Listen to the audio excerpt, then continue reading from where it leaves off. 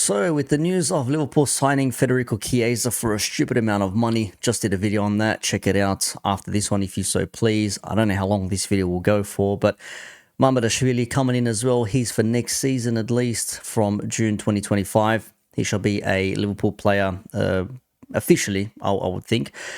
But the Chiesa deal is an interesting one. As I said in my previous video, if you watch it, you'll hear me say, and Mon said it as well, so I've got to give him the credit. I got it from him where he said, it's like Chiesa is the cherry on top of the cupcake, but we don't have the actual cupcake. Like there's no DM that is the cake itself. There's no cream that's like a centre-back or a left-sided defensive player. And then we just left with the cherry on top, which is Chiesa, which is not a bad deal at all.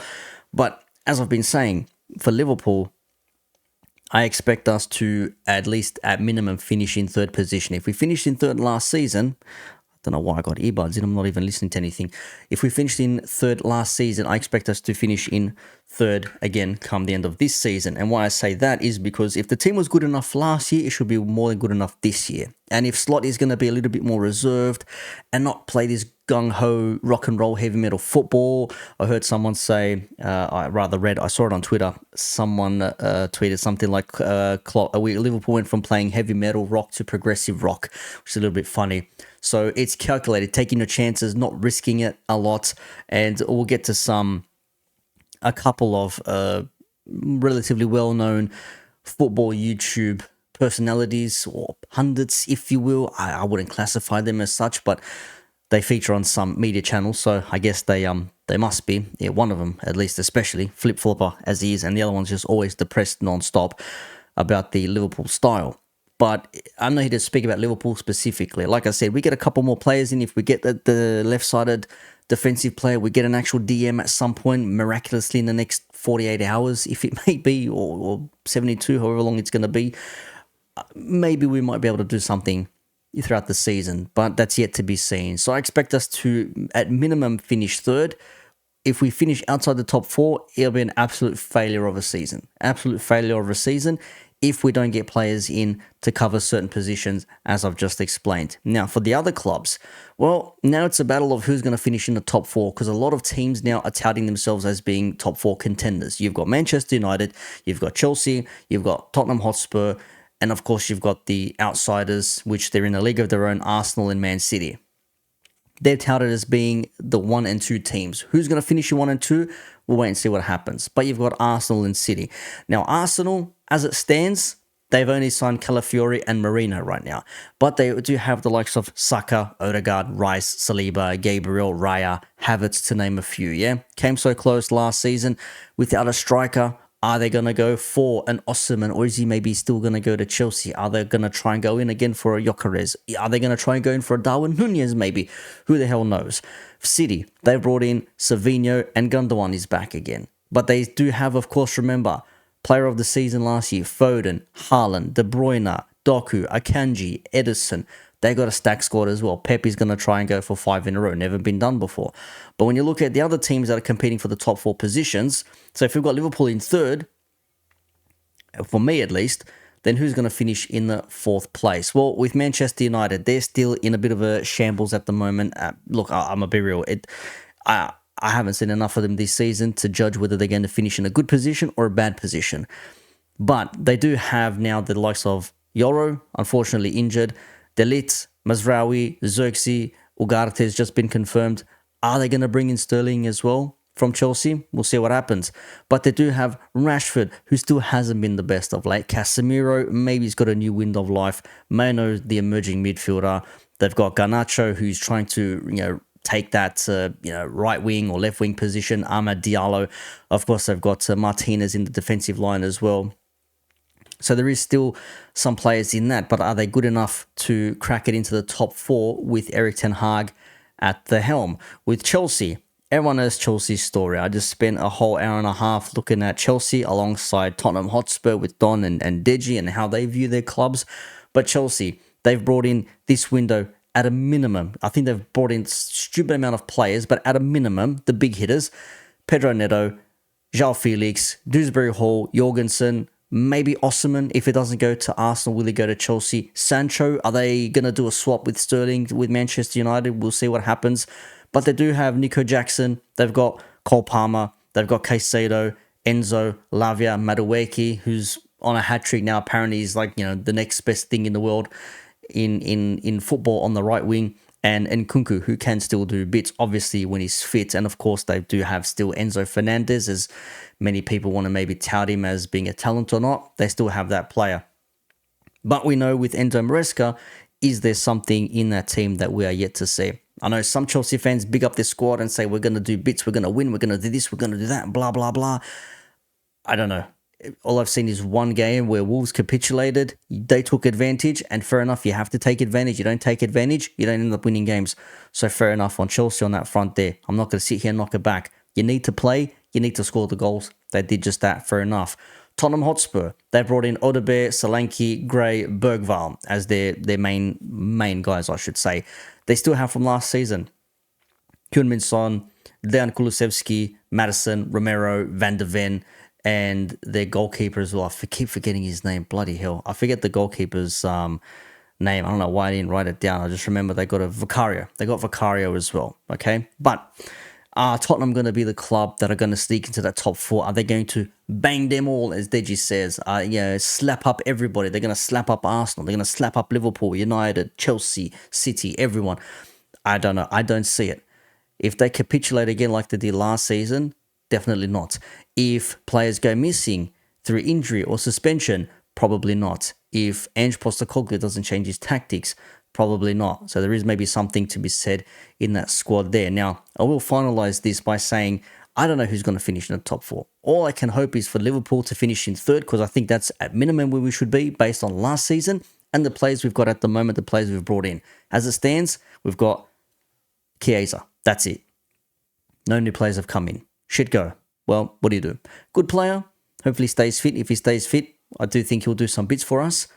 But we'll see what happens there. Everyone else has signed players. Chelsea, by far the most. Arsenal still looking for a striker, perhaps. Maybe cover for Saka on the right wing. City, they're pretty much done and dusted. Chelsea, who the hell knows? They signed their 20th goalkeeper yesterday. United, they're still looking at another player to come in, maybe on the wing as well. We'll see what happens there. Who knows? But what I'm wondering is, who wants this the most? Who is more than capable of finishing in the fourth position? Let's just say, let's say for argument's sake, it's Arsenal first, City second, Liverpool third. Who takes fourth spot? I'm not saying Liverpool are going to finish there. My belief, my opinion is that we should finish there at a minimum. If we don't, massive failure. Some will say finishing third is a massive failure. I think if we finish third, get ourselves to a final or two, I think would be a decent season. Based on the players we have now, okay? Based on the players we have at the moment. If we sign 2 or 3 players by the weekend, maybe things might change. If we go through until Christmas and we're still somewhere around the top 4, then we go sign some players in January and that kicks on, maybe there could be something to be said there, right? Maybe it could be something to be said there. I don't know, out of United, Chelsea and Spurs, who else could take the 4th spot? Now, of course, you do have the outsiders. You've got Newcastle, you've got West Ham, you've got Aston Villa. Potential there, but I'm looking at the traditional big 6. So, no disrespect to those other clubs, but as it stands, this is what I'm focusing on. It could come to that another team outside of the traditional top 6 finishes 4th like Aston Villa did last season. We'll see what happens. But I did say we're going to look at a couple of people who said some odd things about Liverpool, because one person thinks that Liverpool play absolute boring football and the other thinks that Liverpool are on some new level shit. Well, who would have thought? Rants one more time. Let's see what he had to say about Liverpool's game against Brentford the other day. And I think Brentford played Liverpool, didn't they? Yeah, that's the last one. Brentford, Liverpool. That was an awful game, bro. It was so boring. Oh, yeah. So I didn't boring. even see it, blood. Who scored? Salah scored and Diaz. What was it? 2-0, innit? Yeah. Yeah, Salah scored and someone else. I remember Salah scored the second goal. Diaz. Oh yeah, Diaz scored the first goal, breakaway goal from a corner. Literally, Liverpool were defending a corner, then counter-attack. You know them Liverpool counters, blood. Like 2 passes and then goal. The keeper should have saved it, really. It was kind of straight at him, but sick breakaway and awful game of football, man. Yeah. So boring, bro. And it was straight after the Chelsea game, so man was like, had the adrenaline from the Chelsea game, 6 goals, and then that game was shit, man. Oh. Boring game. That game was shit. Wasn't boring when you're winning games, couldn't give two fucks how we win the game. We win the game. I don't care if it's boring. A lot of people made out that, you know, Pep Guardiola's football is boring. Pass. It's like they pass you to death and then they score. It's boring if you're a neutral, maybe. If you're a Man City fan and you're winning games, you couldn't give two fucks. Now, even a Liverpool fan might say it's boring football, but it gets results. What do you care more about? The way you play the game or the results at the end of the day? If we play stinky 1-0 wins all the way through the season and we win the league, I couldn't give two fucks how we played. We won the league. That's what matters. Winning the shit. Nice if you can play good football along the way. There's a style there. The passing is there. The breakaways are still there. The pressing is there. But we're not committing players so far forward where we're going to risk ourselves or a counter-attack. And we're not as aggressive moving in a defensive manner as well. When I say that, I mean obviously you're going to be aggressive when you defend, but we're not that, you know, rash where we're going to commit so many players forward and then leave ourselves open for the counter-attacks coming back. So we're a bit more reserved in that sense. Calculated, some would say. So it's a boring football, Terence, apparently. It's boring football. Look, you win the game, nobody gives a shit. Now, the other person, as you can see on the screen, is the one and only Rory Jennings. Man could not hold anything if his life depended on it. He could not hold a ball if it was super glued to his hand.